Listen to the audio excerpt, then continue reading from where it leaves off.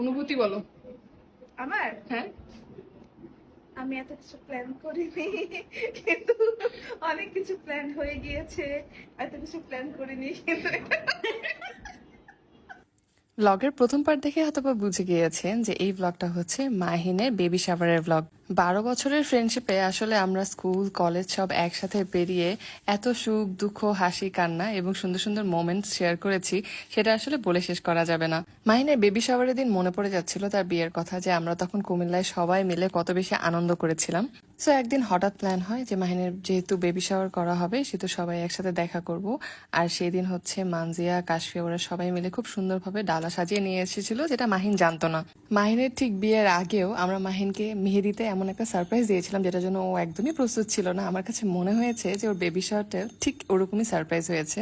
সেই মেয়েদের মতো মাহিনের সব কিছু আমাদের করা, তাকে শাড়ি পরিয়ে দেওয়া থেকে নিয়ে মেকআপ জুয়েলারি সব সিলেক্ট করা আমরা করছিলাম। তখন আমাদের কাছে খুব নস্টালজিক লাগছিল।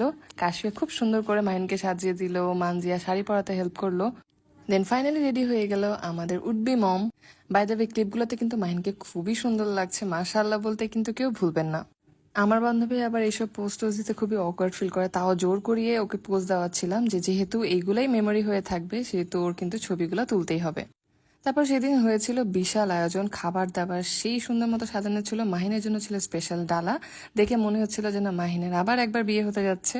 তো সেদিন আসলে একটা ছোটখাটো ফ্যামিলি গেট টুগেদারই বলা যায়, যে আমরা তখন সব আম্মুরা মিলে ফ্রেন্ডসরা মিলে অনেক বেশি মজা করেছিলাম। আর মাহিনকে কি গিফট দিব ভেবে পাচ্ছিলাম না, তাই আমরা ওকে একটা শাড়ি গিফট করি। এই ক্লিপসগুলো আসলে আমার ফোনে অনেকদিন ধরে জমা ছিল, অনেকে আমার কমেন্ট করেছিলেন, ইনবক্স করেছিলেন যে মাহিনের বাবু হবে নাকি, কিন্তু আসলে এই সময়টা এত বেশি ক্রুশিয়াল থাকে যে এই নিউজগুলো কিন্তু শেয়ার করা যায় না। তবে আপনারা কিন্তু এখন জেনে গিয়েছেন যে মাহিনের কিন্তু একটা ফুটফুটে ছেলে বাবু হয়েছে। সবাই বাবুর জন্য দোয়া করবেন এবং মাহিনের জন্য দোয়া করবেন। এই ব্লগটা আজকের এই পর্যন্তই, নেক্সট ব্লগে আবার দেখা হবে। টিল দেন আল্লাহ হাফেজ।